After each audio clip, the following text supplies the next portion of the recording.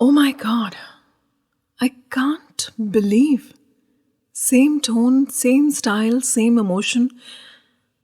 Just the way you say I love you to me, you were saying exactly the same way to her too?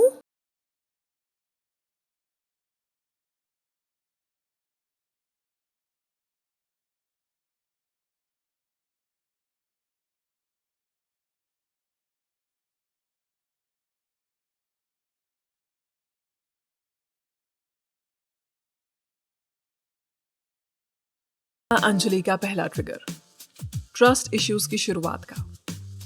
जब उसे पता चला कि उसका boyfriend was not only cheating on her, but he was using the same style, same emotional lines on other girls too. She witnessed it firsthand. हालांकि ये college time की बात थी, इसीलिए she overcame that setback very quickly.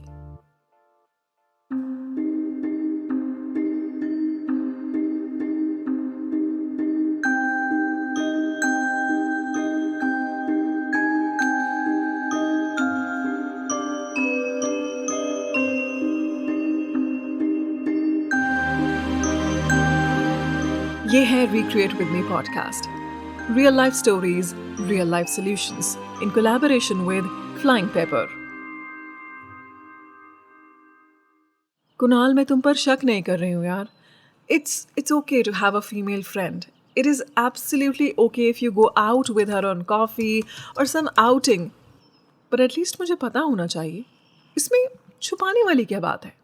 Anjali, एक mature, independent, loving और rational girl. Kunal के साथ उसके रिलेशनशिप में वो सब था जिसमें वो दोनों अपना फ्यूचर देखते थे। इनफैक्ट कुणाल के लिए खुद अंजलि की फ्रेंड्स कहती थी, इतना ऑनेस्ट लड़का कहीं नहीं मिलेगा। हमने इसे आज तक किसी और लड़की को आंख उठाकर देखते हुए नहीं देखा। कुणाल और अंजलि एक ही ऑफिस में थे। अंजलि को कुणाल पर शक हो, ऐसा अभी तक तो कोई मौका नहीं आया था, पर वो कहते हैं ना कि दूध का जला छाछ भी फूक फूक कर पीता है। डीप इनसाइड, दिल के किसी कोने में अंजलि को हमेशा ये डर लगा रहता था कि कहीं कुणाल भी उसके साथ वही ना करे जो उसके पहले बॉयफ्रेंड ने किया था। देखो कुणाल, मुझे हमारे रिलेशनशिप में एक चीज हमेशा चाहिए, ऑनेस्टी। प्लीज ऐसी छोटी छोटी बातों पर झूठ बोलने की क्या जरूरत है यार? You were out with your friends last night, बता दो ऑनेस्टली। अपने पिछले एक्सपीरियंस से अंजलि हमेशा कुणाल को सच बोलने के लिए एनकरेज करती थी, without worrying about the consequences. लेकिन क्या कुणाल भी वाकई अंजलि को चीट कर रहा था? या फिर क्या चीट करना किसी और के साथ अफेयर या फिर सेक्स हो जाने पर ही होता है? छोटी छोटी बातों पर अपने पार्टनर से झूठ बोलना, फाइनेंसेस के बारे में गलत बताना, क्या ये भी चीटिंग में आएगा? अंजलि और कुणाल का रिलेशनशिप वक्त के साथ अच्छा चल रहा था, बातें शादी तक पहुंच गईं। अंजलि की कहानी में सब अच्छा चल रहा था कि अचानक कुणाल के फोन पर अंजलि ने एक एसएमएस पढ़ा, आज तुम ऑफिस नहीं आए, all okay, missed you a lot. 2 second में अंजलि की आंखों के आगे एक बार फिर से वो किस्सा आ गया जिसने उसे ये समझाया था कि रिलेशनशिप में ऑनेस्टी कितना इंपॉर्टेंट है। पिछली बार में और इस बार में बस इतना फर्क था। Last time she witnessed her boyfriend cheating on her in person, and this time on phone, जिसे वर्चुअली भी कह सकते हैं। कौन है ये कुणाल, जो एक दिन तुम्हारे ऑफिस ना आने से तुम्हें इतना मिस कर रही है? कुणाल सकपका गया। उसने उस वक्त बात इधर उधर कर दी, लेकिन अंजलि को समझ में आ गया था कि उसका ट्रस्ट एक बार फिर से तोड़ा गया है। आपको याद है मैंने कहा था अंजलि एक मैच्योर और रैशनल लड़की थी। वो एक बार फिर खुद को क्वेश्चन कर रही थी, अपने प्यार, नेचर, आदतों को क्वेश्चन कर रही थी। ये सोच रही थी कि कहीं उससे तो कोई गलती नहीं हुई जिसने कुणाल को उससे दूर कर दिया। अक्सर जो इंसान बहुत ही लॉजिकल, रैशनल तरीके से सोचता है या जो बहुत इंटेलिजेंट होता है, वो सबसे पहले बातों को step by step break down करते हैं। वो अक्सर कई बार खुद में ही कमियां निकालने लगते हैं। She wanted to find the answers. उसने एक बार फिर कुणाल से कन्फ्रंट किया, आराम से, प्यार से। Kunal, are you having an affair with her? देखो, तुम मुझे ऑनेस्टी से बता सकते हो, बात कर सकते हो, अगर हम एक दूसरे से अपनी फीलिंग शेयर नहीं कर सकते तो ये रिलेशनशिप कभी ग्रो नहीं होगा। Kunal finally spoke up. यार, शी इज माई बॉस, हमेशा फ्लर्ट करती रहती है। अब समझ यार, अप्रेजल का टाइम है, थोड़ा सा करना पड़ता है ये सब। I really love you and she means nothing to me, trust me. Trust, अब यही तो नहीं कर पा रही थी अंजलि। लेकिन ज्यादा समझदारी भी ना कभी कभी आपके लिए बहुत हानिकारक होती है। You always think while walking in another persons shoes. Anjali ने भी वैसा ही किया। उसने खुद को यह समझाया कि Kunal is actually in a fix and it's just harmless flirting. लेकिन ट्रस्ट तो उसका उठ गया था। The final nail in the coffin was Kunal का फेसबुक और पर्सनल ईमेल अकाउंट। अब अपने पार्टनर के एफबी अकाउंट या ईमेल अकाउंट को बिना उनके अप्रूवल के एक्सेस करना चीटिंग भी है और एक तरीके से ट्रस्ट नहीं करना भी। और अंजलि भी यही सोच रही थी। लेकिन अब उसे अपने रिलेशनशिप में खुद भी चीटर बनना एक्सेप्टेड था। शी वॉज शॉक्ड टू सी कि कुणाल कॉन्स्टेंटली कई सारी लड़कियों से चैट करता था। And not only chatting but he was sexting too. उसने अपने एफबी मैसेंजर से कई लड़कियों को मैसेजेस किए हुए थे। Anjali was shattered. वो समझ नहीं पा रही थी व्हाट वेंट रॉन्ग। उसने खुद को ही रैशनली समझाना शुरू कर दिया। Kunal is not cheating on you. किसी एक लड़की के साथ अफेयर थोड़ी है। He is just randomly messaging these girls. I think it's time pass. And guess what, Kunal ने एग्जैक्टली यही बात अंजलि को अपनी सफाई में दी। सिर्फ चैट ही तो किया है ना यार अंजलि, कोई सेक्स या फिर अफेयर थोड़ी ना किया है। It's a normal thing.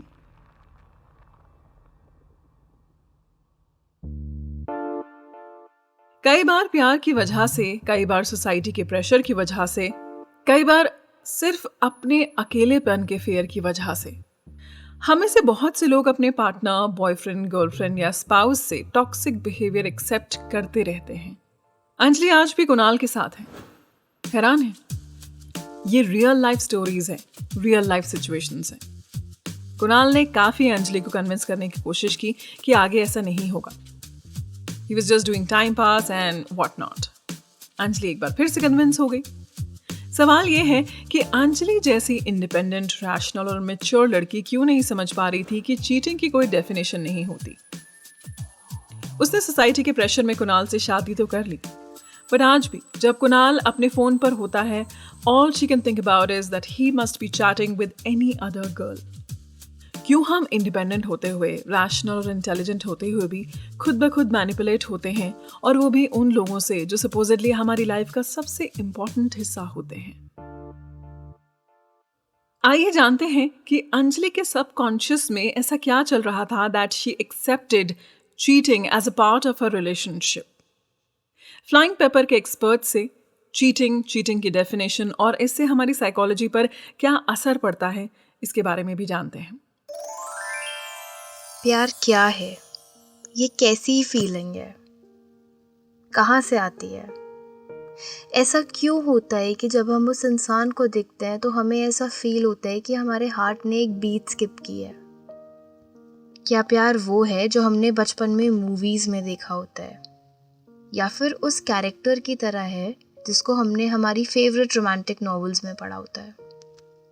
हम सब प्यार की एक इमेज बना लेते हैं। हमें ऐसा फील होता है कि कोई तो होगा जो मेरे लिए भी बना होगा, और फिर फाइनली जब हम उस इमोशन को एक्सपीरियंस करते हैं, हमें ऐसा रियलाइज होता है कि इससे ज़्यादा ब्यूटीफुल हमने लाइफ में कभी कुछ एक्सपीरियंस नहीं करा। हम उस इंसान के साथ इतने ज़्यादा इमोशनली इन्वेस्ट हो जाते हैं कि हमें दुनिया की बाकी सारी चीज़ें कम लगने लगती हैं।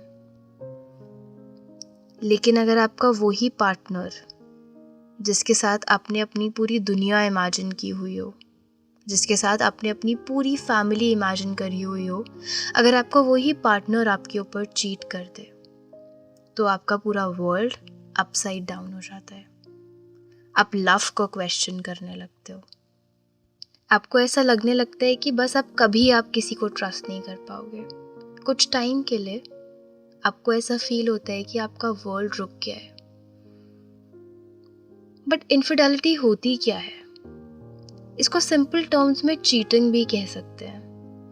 ये तब होती है जब एक इंसान अपने पार्टनर के अलावा किसी और के साथ सेक्सुअली या फिर इमोशनली इन्वॉल्व हो जाए।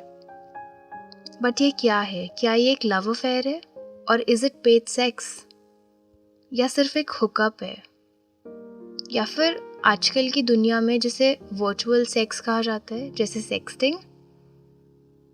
आई थिंक चीटिंग की definition person to person vary करती है। अगर एक इंसान के लिए कोई एक चीज़ चीटिंग है तो ज़रूरी नहीं कि दूसरे इंसान के लिए भी वो चीटिंग ही हो। फॉर एग्जाम्पल, किसी के लिए पॉर्न देखना भी चीटिंग हो सकती है, but at the same time किसी और इंसान के लिए वो बहुत नॉर्मल सी बात होती है। उन्हें ऐसा लगता है कि इसमें क्या ख़राब बात है, ये तो सब देखते हैं। बट लोग चीट करते क्यों हैं? इसके बहुत सारे रीजंस हो सकते हैं। कुछ कॉमन रीजंस के बारे में बात करते हैं। सबसे पहला रीजन हो सकता है हमारी अनमेट नीड्स। अब जैसे हम प्यार की हमेशा एक इमेज बनाकर रखते हैं, तो हम अपने लिए कुछ स्टैंडर्ड सेट कर देते हैं कि ये तो कुछ चीज़ें हैं जो मुझे अपने पार्टनर से ज़रूर चाहिए। पर अगर हमारा पार्टनर हमारे अपने सेट किए स्टैंडर्ड से मीट नहीं होता, तो वहाँ पे हमें ऐसा लगने लगता है कि हम अपने रिलेशनशिप में सेटिस्फाइड नहीं है। दूसरा रीज़न हो सकता है कि when someone falls out of love, तो अपने मेन रिलेशनशिप को एंड करने के लिए उन्हें ऐसा लगता है कि सबसे आसान तरीका है कि इस पार्टनर पर चीट कर दें। तीसरा, इट इज़ क्वाइट पॉसिबल कि उस इंसान का सेल्फ एस्टीम काफ़ी लो हो। तो जब भी आप नए लोगों से मिलते हो, जब भी आप नए लोगों के साथ सेक्सुअली इन्वॉल्व होते हो, आपको बहुत वांटेड फील होता है, अपने बारे में कॉन्फिडेंट, अट्रैक्टेड फील होता है। तो जब आप बार बार नए लोगों से मिलते रहते हो तो आपको हमेशा अपने बारे में अच्छा लगता रहता है। एक रीज़न वैराइटीज भी हो सकता है कि आप बहुत स्टेबल रिलेशनशिप का पार्ट हो, आपके पास सब कुछ है उस रिलेशनशिप में, बट आपको वैरायटी चाहिए, तो आप बोर्ड फील कर रहे हो। ऐसी सिचुएशंस में भी चीटिंग बहुत ज़्यादा कॉमन हो जाती है। रिसर्च के अकॉर्डिंग ये ब्रेकअप्स एंड डिवोर्स का नंबर 1 रीज़न है। लेकिन जो इंसान चीट हुआ होता है उसके लिए ये बहुत पेनफुल हो जाता है। लेकिन तो भी अंजलि की तरह काफ़ी लोग चीटिंग एक्सेप्ट कर लेते हैं। ऐसा क्यों होता है? वो अपने साथ ऐसा क्यों करते हैं कि वो अपने आप को और पेन देते हैं? इसके 2 रीजंस हो सकते हैं, may be more. The first one is fear. अगर मेरा पार्टनर मेरी लाइफ में नहीं होगा तो मैं कैसे सर्वाइव करूंगी इस वर्ल्ड में? मैं क्या मुंह दिखाऊंगी लोगों को?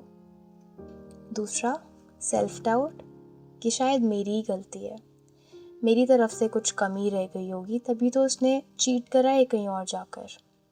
आप इतने स्टक फील करने लगते हो कि आपको समझ ही नहीं आता कि अब उस रिलेशनशिप का करना क्या है, रहना भी है उसमें या फिर तोड़ देना है उसको।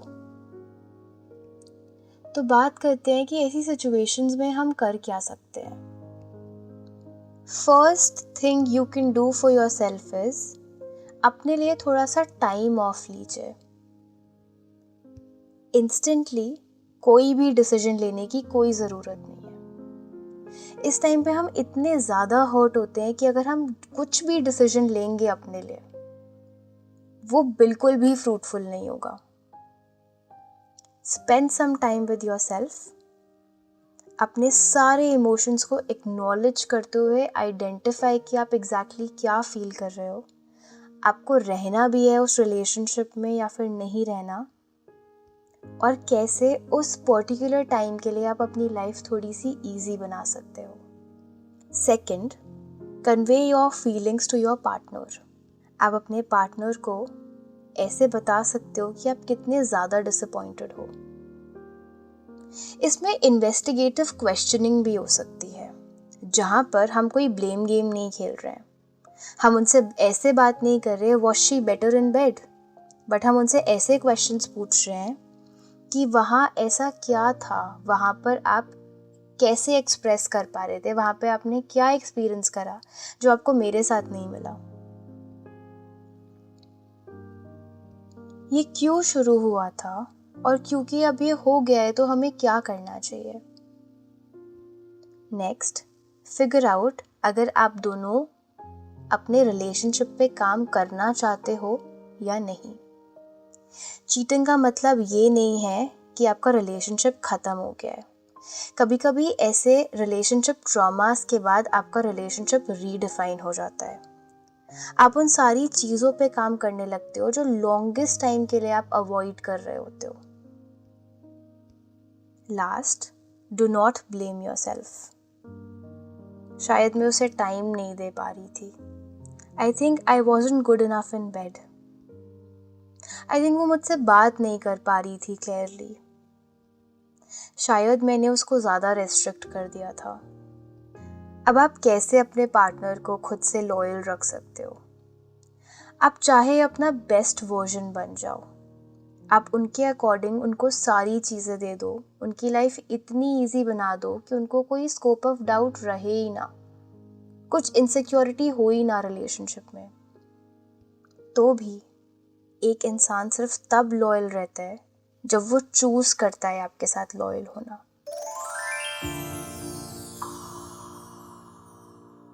ये है recreate with me podcast, real life stories, real life solutions. अगर आपकी कोई ऐसी सिचुएशन है जिसका चाहते हैं आप सॉल्यूशन है, तो आप डीएम कर सकते हैं मुझे मेरे इंस्टाग्राम पर। अगर आप फ्लाइंग पेपर के एक्सपर्ट के साथ में एक सेशन बुक करना चाहते हैं तो आप उनकी वेबसाइट पर विजिट कर सकते हैं, या फिर आप साइकोलॉजिस्ट, साइकेट्रिस्ट को पर्सनली ईमेल कर सकते हैं। उनके ईमेल आईडीज मैंने डिस्क्रिप्शन बॉक्स में ऐड कर दिए हैं। Thank you so much for listening.